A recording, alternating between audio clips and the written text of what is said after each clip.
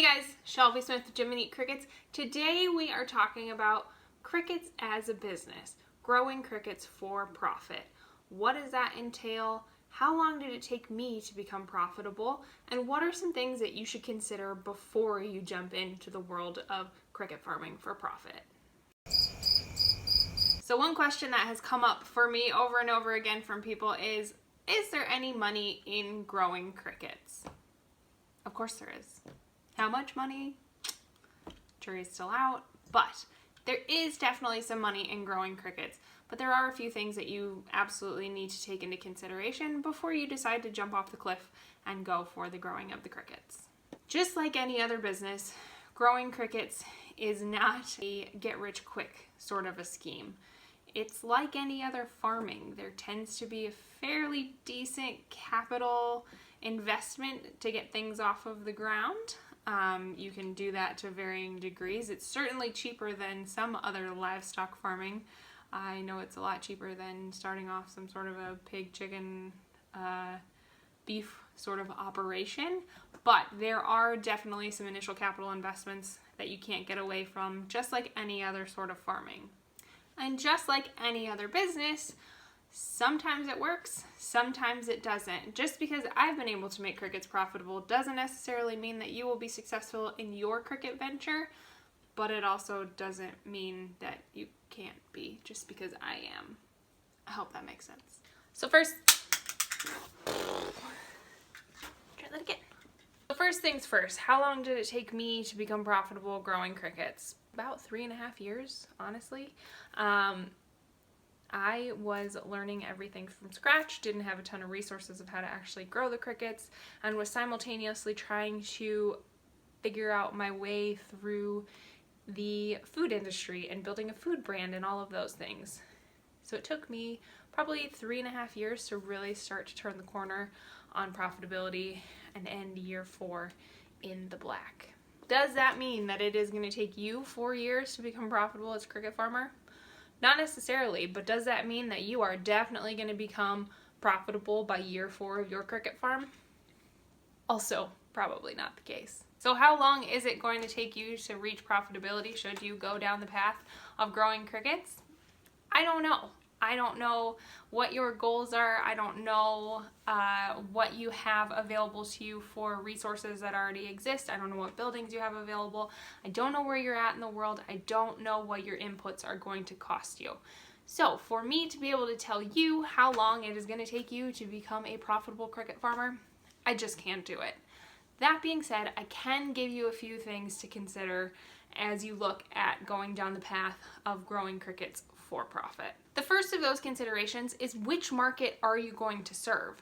For me, the two big markets that I see right now in the cricket world for profit are the food market, which I am in, or the live market, which includes the bait market, it includes feeder crickets for any exotic animals, all of those things.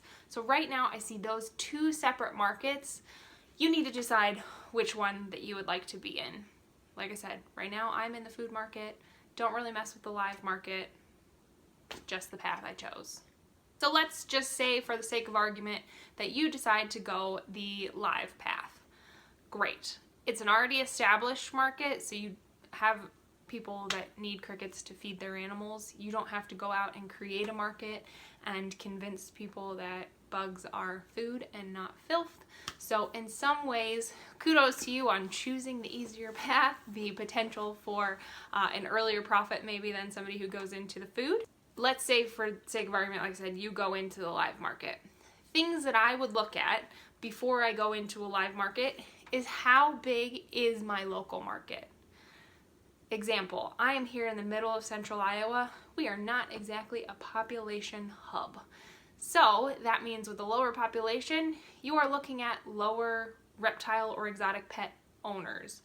You are looking at a smaller market, no matter what. Even if by some freak thing, Iowa happened to have a really high concentration of exotic pet owners, I still would not have as many options or as many market opportunities as if I were in maybe a surrounding metropolitan area. So something more like a Kansas City or a Minneapolis or a Chicago, just thinking about Midwestern Midwestern areas.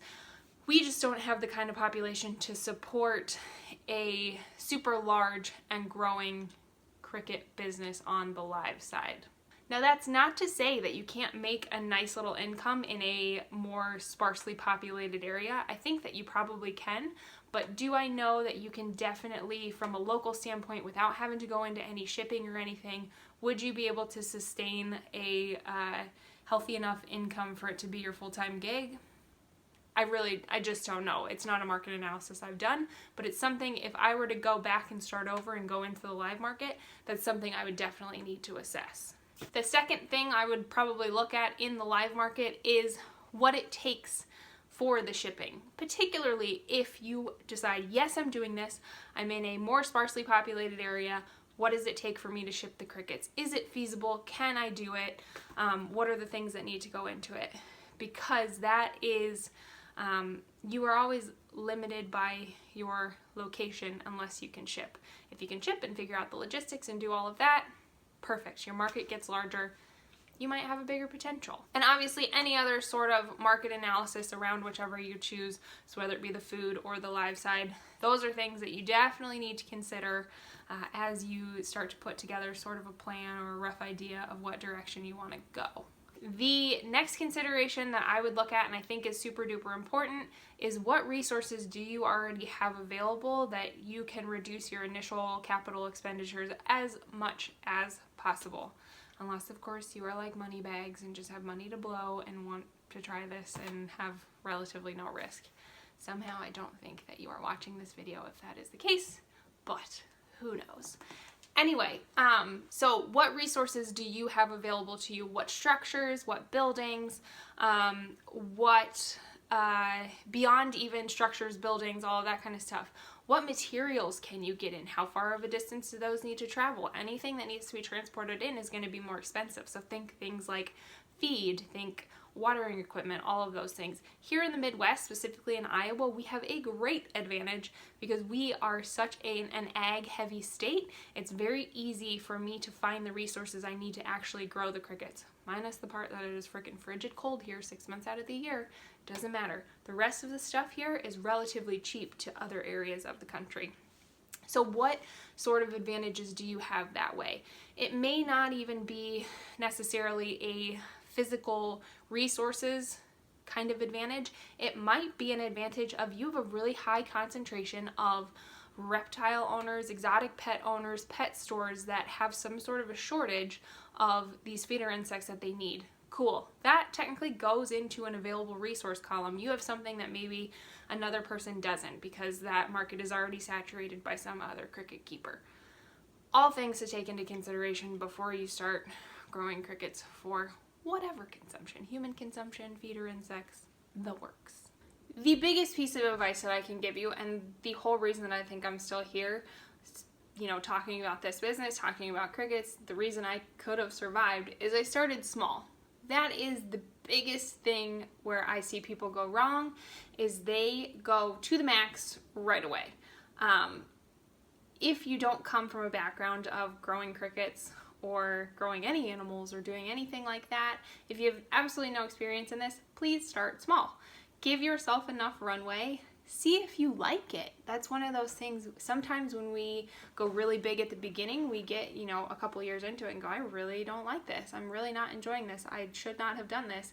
But you're so covered up in debt or expenses or whatever that you can't even move. So my biggest suggestion to you, if you are looking at going into raising crickets for profit, please start small. Test it out. See if you like it.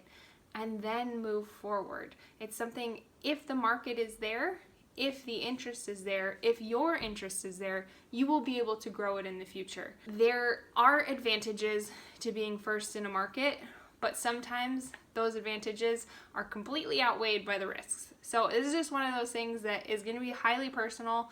I wish that I could give you more guidance other than, you know, go out, decide what you want your market to be, assess your market size, and then go from there. But really, that is all there is to it. It's not going to work for everyone. It's not going to work in every area. No business ever does. But there definitely is potential to make money growing crickets. It's all about what you want to do. It's all about how big you want to get.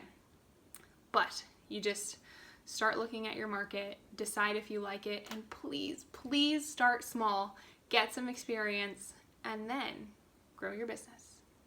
Guys, thank you so much for watching. If you have any questions at all, please feel to drop them in the comments. I really do appreciate it. Consider giving this video a thumbs up, subscribe to my channel below, comment, share with your friends. I appreciate you being here. And until next time, have a good one.